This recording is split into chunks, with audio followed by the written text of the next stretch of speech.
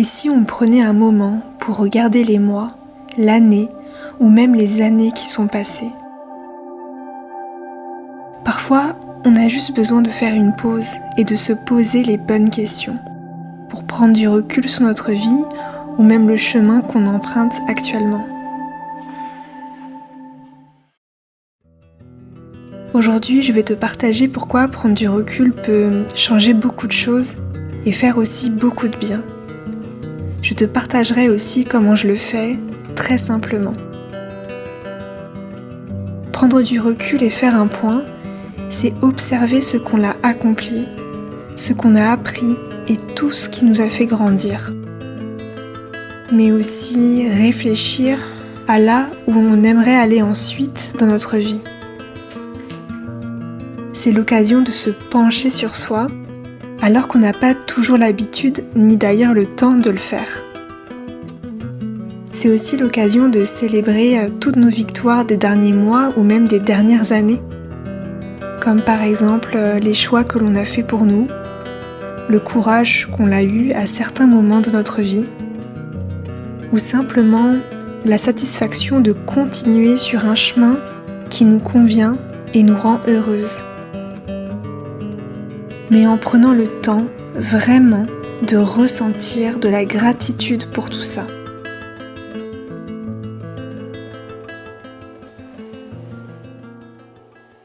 Et pour l'avoir fait ces derniers jours, je peux te dire que prendre ce temps pour soi, c'est pas toujours évident. Moi-même, j'ai mis du temps à le faire. En y revenant d'ailleurs plusieurs fois. Parce qu'il est parfois difficile de prendre du temps pour le faire, difficile de prendre du recul quand c'est pour nous-mêmes, et difficile aussi des fois de se poser des questions pour notre propre bien-être, tellement on peut se mettre de côté au quotidien. Et puis, des fois, il faut juste du temps pour laisser émerger les réponses. Faire un bilan devrait rester quelque chose de simple et de naturel. Quelque chose qui vient de nous, sans pression et surtout sans devenir une source de stress. Ça doit pas être une action rigide.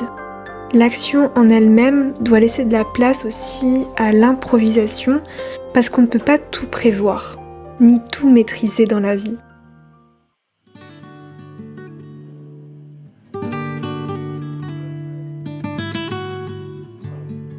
Et aussi, il n'y a pas de bonne ou de mauvaise façon de le faire.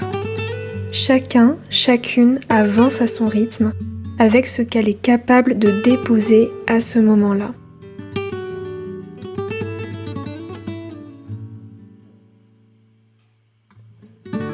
Le but ici n'est pas d'avoir toutes les réponses, mais d'oser de se poser les questions, pour soi, pour son bien-être.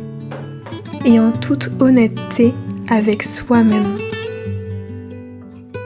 Parce que je pense qu'on se le doit bien quand même.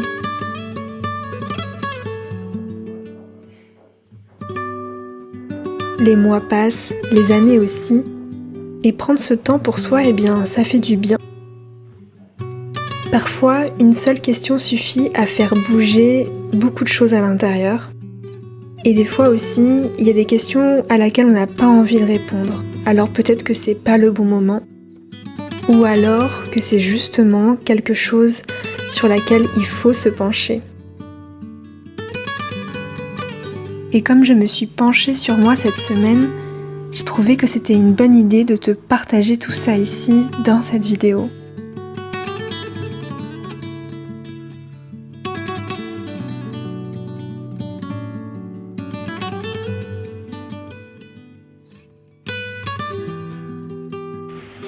Ok.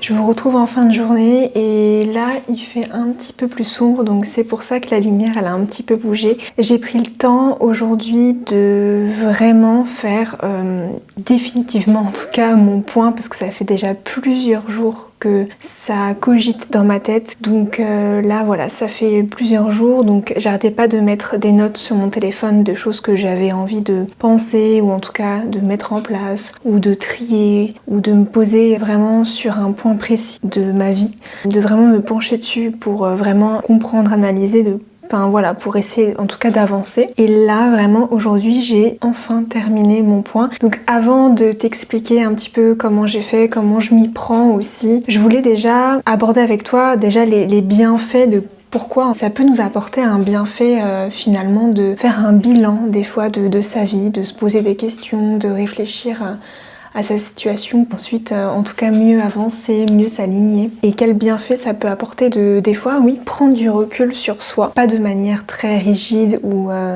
super parfait non plus, mais juste des fois de se poser des questions, de réfléchir un petit peu, de regarder un petit peu en arrière et prendre du recul sur ce qu'on a pu accomplir, ce qu'on a pu vivre. Et bien quel bienfait ça peut nous apporter en fait. Là je vais vraiment m'appuyer sur mon vécu, sur comment moi je le sens, de faire un bilan, de prendre du recul, de se poser des fois des questions sur sa vie. Ça permet en premier je pense de clarifier ce qui est important pour nous, les priorités, les envies, les besoins et de vraiment prendre conscience de ce qui nous freine un petit peu dans notre vie ou en tout cas ce qu'on ne veut plus et qu'est-ce qui aujourd'hui dans notre vie nous fait avancer, en tout cas nous fait nous sentir bien, en paix et plus sereine, avec bien évidemment nos propres besoins et ça c'est vraiment unique à chaque personne. Faire un bilan, faire un point, pour moi ça permet vraiment de prendre en compte tout ce qu'on a pu accomplir, donc célébrer en fait un petit peu tout ce qu'on a pu mettre en place, tout ce qu'on a fait, tout le temps peut-être qu'on a pu prendre pour nous, et même dans les moments difficiles, de célébrer aussi la façon dont on a pu gérer ce moment. Et qu'importe comment on a pu gérer ces moments difficiles qu'on a toutes et tous dans notre vie, bien évidemment, et bien quand même de se dire waouh, t'as vécu ça, tu l'as quand même passé, bravo à toi. Et moi des fois ça me fait réaliser tout ce que j'ai pu vivre et de me dire waouh, t'es forte.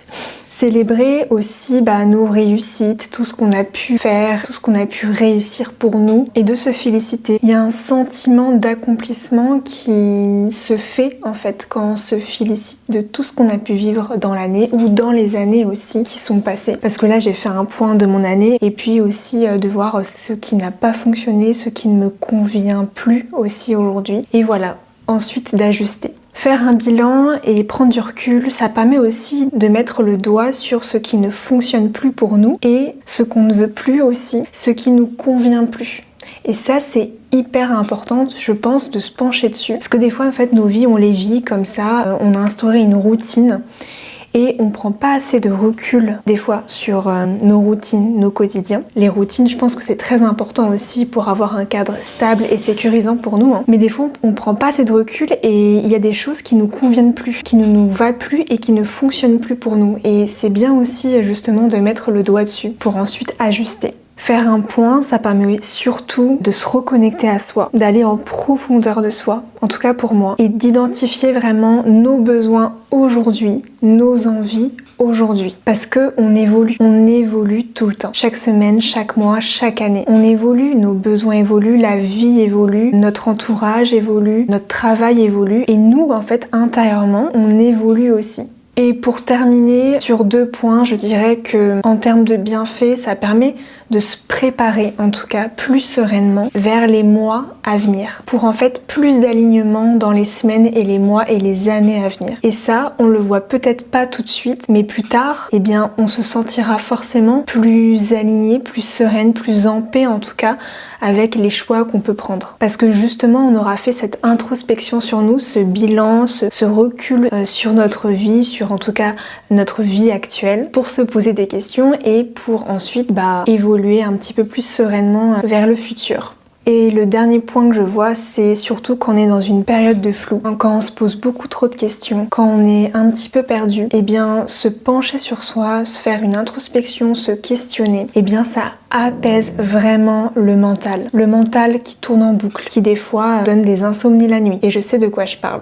De faire un point, de vraiment se poser. Donc pas forcément juste 1 heure ou 2, mais vraiment pendant une petite période de vraiment se poser des questions, écrire un petit peu ce qu'on a envie pour la suite, ressentir aussi et écrire nos gratitudes aussi pour avoir plus confiance en nous, pour aussi se rendre compte de tout ce qu'on peut vivre. Et bien je trouve en tout cas que ça apaise vraiment. C'est un petit peu comme faire le ménage dans sa tête avant de continuer sur notre chemin. Ou alors de s'arrêter en cours de route pour un petit peu regarder derrière nous et voir ce qui s'est passé et puis pour voir si la trajectoire est toujours la bonne. Maintenant je vais un petit peu t'expliquer comment j'ai fait aujourd'hui. Donc là je te dis aujourd'hui mais ça fait plusieurs jours vraiment que justement je me pose en fait des questions. Là à laquelle je tourne la vidéo, c'est fin de l'année, on est en hiver. Je vais t'expliquer un petit peu mon ressenti pour là maintenant à laquelle j'ai tourné cette vidéo. Je fais un petit peu un point moi chaque année. Chaque année je fais un petit peu un point. Donc vous allez voir c'est pas du tout rigide,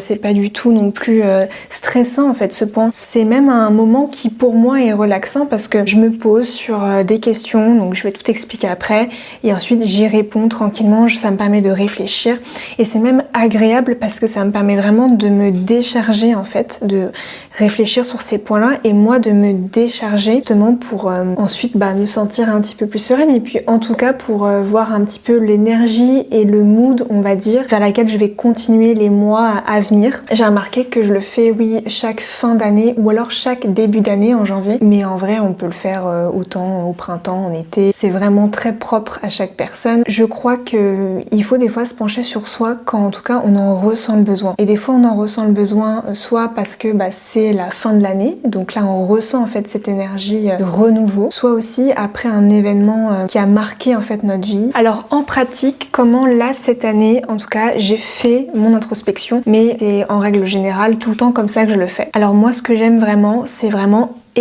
écrire manuellement, moins sur clavier. Clavier, je le garde vraiment pour écrire des articles ou des posts, etc. Vraiment plus pour le travail, on va dire, ou alors pour écrire mon journal de bord, par exemple pour ma newsletter. Mais vraiment au quotidien, j'écris sur papier. Donc là, cette année, comment j'ai fait? C'est que j'ai commencé à écrire plusieurs pages juste de pensée. Juste, j'ai sorti plein de choses de ma tête et je l'ai mis sur papier. Et ça, je l'ai fait sur plusieurs jours. Donc là, aujourd'hui, j'ai écrit un petit peu, mais ça fait déjà plusieurs jours que j'écris. Dès que j'ai eu ce besoin de faire une introspection, et bien du coup, j'ai commencé à écrire. Ça fait 1 an que j'ai ce carnet-là, mais j'en ai d'autres. J'ai par exemple celui-ci. J'ai aussi un carnet un petit peu plus, on va dire, artistique, où je griffonne aussi des dessins et j'écris en même temps. Donc c'est celui-ci. Ensuite, j'ai vraiment pris mon temps. Je me suis pas forcée. J'ai pas voulu tout regrouper en une journée ou une soirée pour faire mon gros point de l'année. J'ai vraiment pris du temps. C'est comme si en fait j'avais laissé mûrir un petit peu tout ce qui cogitait en moi, parce que ça faisait quand même déjà plusieurs jours que ça traînait dans ma tête. Je savais pas trop par où commencer parce que justement c'était un petit peu le flou. J'avais vraiment envie de reprendre point par point et donc pour ça j'ai commencé à écrire sur plusieurs jours et à prendre mon temps. Ensuite j'ai répondu à mes questions introspectives. Alors pour t'expliquer, l'année dernière, il me semble que c'était l'année dernière, j'avais écrit des questions introspectives à laquelle j'avais envie d'y répondre. J'avais vraiment pris le temps d'écrire ces questions parce que pour moi c'était vraiment des questions ciblées où on balaye un petit peu plusieurs domaines pour vraiment en fait clarifier un petit peu tout ça, nos envies, nos besoins, vers où j'avais envie d'aller, etc. J'ai d'ailleurs partagé dans une newsletter privée mes 50 questions vraiment introspectives en début ou fin d'année, ou même d'ailleurs en plein milieu de l'année si vraiment on a envie de se poser pour réfléchir sur soi. Je l'ai partagé dans ma newsletter privée en format même PDF pour celles qui souhaitent imprimer ou en tout cas les avoir sur son téléphone. Et cette newsletter est accessible que aux membres abonnés à ma newsletter privée. C'est une newsletter d'accompagnement dans laquelle j'envoie 2 fois par mois 2 articles sur 2 sujets différents pour accompagner justement les femmes à travers les saisons et les mois en fait tout en douceur. Si t'as envie d'aller jeter un œil sur mon site et voir un petit peu les sujets que j'aborde chaque mois, je te mettrai le lien juste en bas de la vidéo et d'ailleurs si tu veux devenir membre, je te mets aussi le lien en bio. Donc je fais ce bilan avec mes 50 questions et ça recouvre un petit peu les moments dont j'ai été fière cette année, les apprentissages clés pour moi qui m'ont vraiment appris des choses sur moi-même ou alors sur mon entourage, sur ce que j'avais envie ou ce que je n'ai plus envie. Je mets aussi en lumière les moments difficiles, comment je les ai passés, comment je me suis sentie, pourquoi, pour essayer de mieux mieux me comprendre, qu'est-ce qui m'a fait grandir aussi cette année. Tous les rituels bien-être, tout ce qui m'a apporté une sérénité et un alignement, je le mets aussi en lumière. Toutes les belles choses qui me sont arrivées aussi. Et si je devais vous partager quelques questions introspectives justement pour faire votre propre bilan et prendre du recul un petit peu sur les mois qui se sont déroulés pour vous, je dirais... Qu'est-ce qui m'a rendue heureuse cette année ou ces derniers mois ou ces dernières années? Qu'est-ce qui m'a fait sentir vivante et alignée? Quelles choses ne me servent plus aujourd'hui et que je veux laisser derrière moi? Quelle envie ou quel projet même j'ai envie de me lancer pour les prochains mois? Qu'est-ce qui nourrit vraiment mon énergie au quotidien? Moi, personnellement, et pas quelqu'un d'autre, mais vraiment mon énergie à moi. De quoi ai-je envie pour la suite? Et de quoi ai-je envie de laisser partir? Ça fait réfléchir. Alors pour récapituler, j'ai commencé à écrire sur plusieurs jours pour déjà vider vraiment tout ce que j'avais en tête sur papier. Ensuite, j'ai répondu un petit peu à des questions, mais je me suis vraiment penchée dessus. J'ai vraiment pris du temps pour chaque question pour y répondre. Et ensuite, j'ai écrit un petit peu le bilan. Le bilan des mois qui se sont écoulés, de tout ce qui s'est passé, et un petit peu le bilan de ce que j'ai envie un petit peu de mettre plus en place pour les mois à venir, pour l'année prochaine. Alors je dirais qu'il n'y a pas de bonne résolution, mais il y a plutôt des souhaits. Des choses que j'ai envie de laisser partir et des choses que j'ai envie de laisser fleurir, ou encore plus fort, de nouvelles choses que j'ai envie de planter pour laisser grandir autre chose. Et ce qui est bien, c'est que je pense que la vie, elle a tellement de choses super à nous offrir aussi qu'on ne s'y attend pas, de belles surprises. Et ça aussi, c'est bien de mettre en lumière que des fois, il y a de belles surprises dans la vie et il n'y a pas que du malheur, que de la tristesse. Il y a aussi de très belles choses et juste de se pencher aussi sur ça, de réaliser que oui, il y a de très belles choses qui arrivent des fois dans la vie sans qu'on s'y attende et qu'il y a aussi plein de positifs. Il y a aussi plein de bienveillance. Mais des fois, voir le beau, le vrai, l'humain, les liens et se féliciter aussi, qu'est-ce que ça fait du bien. Sur ces mots, je vous souhaite une très belle introspection.